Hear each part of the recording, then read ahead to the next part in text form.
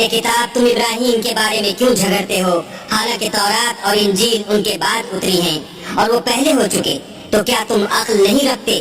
دیکھو ایسی بات میں تو تم نے جھگڑا کیا ہی تھا جس کا تمہیں کچھ علم تھا بھی، مگر ایسی بات میں کیوں جھگڑتے ہو جس کا تم کو کچھ بھی علم نہیں، اور اللہ جانتا ہے اور تم نہیں جانتے۔ ابراہیم نہ تو یہودی تھے اور نہ عیسائی، بلکہ سب سے بے تعلق ہو کر ایک اللہ کے ہو رہے تھے اور اسی کے فرما بردار تھے اور مشرکوں میں نہ تھے۔ ابراہیم سے قرب رکھنے والے تو وہ لوگ ہیں جو ان کی پیروی کرتے ہیں، اور یہ پیغمبر آخر الزماں اور وہ لوگ جو ایمان لائے ہیں، اور اللہ مومنوں کا کارساز ہے۔ اے اہل اسلام، بعض اہل کتاب اس بات کی خواہش رکھتے ہیں کہ تم کو گمراہ کر دیں، مگر یہ تم کو کیا گمراہ کریں گے، اپنے آپ ہی کو گمراہ کر رہے ہیں اور نہیں جانتے۔ اے اہل کتاب، تم اللہ کی آیتوں سے کیوں انکار کرتے ہو اور تم تورات کو مانتے تو ہو؟ اے اہل کتاب، تم سچ کو جھوٹ کے ساتھ خلط ملط کیوں کرتے ہو اور حق کو کیوں چھپاتے ہو اور تم جانتے بھی ہو؟